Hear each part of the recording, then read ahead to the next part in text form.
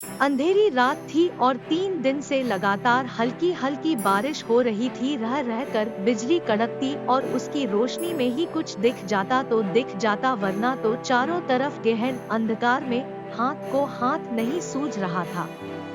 आवाज के नाम पर रिमझिम बारिश का स्वर, बिजली की कड़क और झींगुरों की आवाज के अतिरिक्त कोई आवाज सुनाई नहीं दे रही थी। इस मौसम में सूनी सड़क पर वो तेजी से भागता जा रहा था। उसे पता ही नहीं था कि वो किस दिशा में भागा जा रहा है।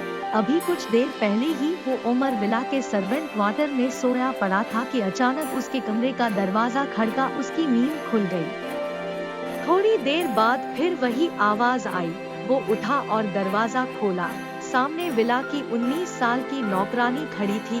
वो कुछ नशे में थी और उसकी जुबान लड़खड़ा रही थी। उसने उससे न जाने क्या कहा कि वो उसके साथ विला के अंदर भागा और विला के मालिक की बेटी के कमरे में घुसा। 2 कदम कमरे के अंदर रखते ही दरवाजा बंद हो गया। उस समय विला के मालिक और मालकिन कहीं बाहर गए थे। विला सन्नाटे में डूबा था और उसके साथ वो हुआ जो उसने सपने में भी नहीं सोचा था। 2 लड़कियों ने बड़ी निर्लज्जता से उसकी इज्जत लूट ली।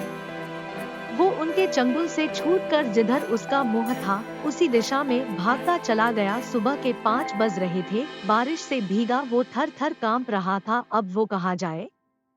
गांव से भागकर वो शहर आया था। भाइयों ने बंटवारा कर लिया। माँ बाप पहले ही परलोक सिधार गए। 20 साल की उम्र में पढ़ाई भी अधूरी रह गई। गांव में भी उस दिन कुछ ऐसी ही घटना घटी थी। उसकी नवविवाहिता भाभी ने उसके साथ जबरदस्ती की और भाई ने रंगे हाथ पकड़ लिया। भाभी तेसुए बहाने लगी और सारा आरोप देवर पर मढ़ दिया। भाई गुस्से से बावला हो गया। वो मारने दौड़ा तो वो इसी तरह भागा था। इन दोनों ही घटनाओं में उसे कोई सुख नहीं मिला। हाँ, स्त्री जाति के प्रति उसका मन नफरत से भर गया। अब इस परिस्थिति में वो कहाँ जाए? उसे समझ में नहीं आ रहा था। गांव वापस जा नहीं सकता और यहाँ शहर में अच्छा भला ठिकाना छिन गया था।